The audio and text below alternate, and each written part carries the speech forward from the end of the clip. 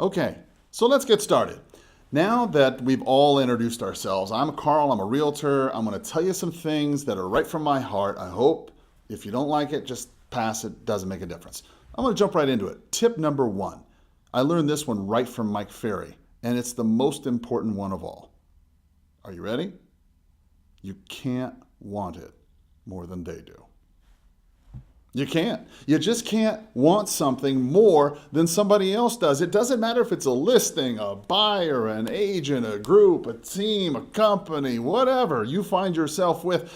You can't want something more than the other person does. I wrote down tip number one, you can't want more than they do. Why? Because your level of motivation towards someone or something cannot be higher than the person or thing who actually wants the thing to have happen. So for example, if you're out there taking listing, okay, and the seller's telling you, look, I honestly don't care if it sells, don't take the listing. Don't waste your time. You can't want it more than they do. You can't say, oh gosh, I'll sell it and I'll sprinkle magic fairy dust on them and all of a sudden they'll be motivated. It doesn't happen like that.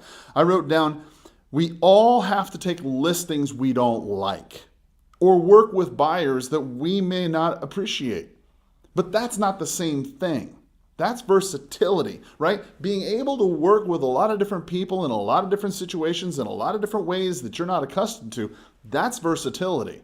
But what I'm talking about is when you're in situations that require more of your motivation, okay, and energy than the person or opportunity is giving to you.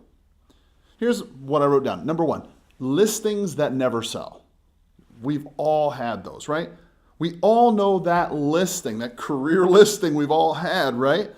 It's overpriced or it didn't show well or they didn't have a lockbox on. You know, the seller's unmotivated. They don't care if it sells. They make it very difficult to show. They hide the lockbox behind a bunch of cactus. I don't know what the situation is, but it's tough to sell that property. And you and I both know the type of property we're talking about.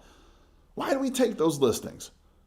It's because we want to rent some space in that front yard so we can get some sign calls. You know it's not going to sell. I know it's not going to sell. The seller knows it's not going to sell. But nobody has the guts to tell anybody the truth. It's just a big circle jerk. I wrote down point number two, buyers who never buy. Look, if you're an agent, you know this one to be true. They have no timeline. Well, you know, if we see something, we see something. You know, how long you been looking? Well, we've been looking for about a year and a half. Okay. Right? They have no specific idea of whether, well, something on the east side, the north side, but then, you know, we've also been looking up on the north side, the south side as well, maybe some stuff in the central part of town. You know, they will not go get pre-qualified. They won't follow directions. They won't be loyal. Why are you dealing with this person? Buyers of all are a dime a dozen. You could run a cheap Craigslist ad and get 10 buyers that were better than that crappy buyer I just described. I could understand somewhat if you were holding on to a listing that was overpriced and you took it because you don't prospect and you're afraid. I get it.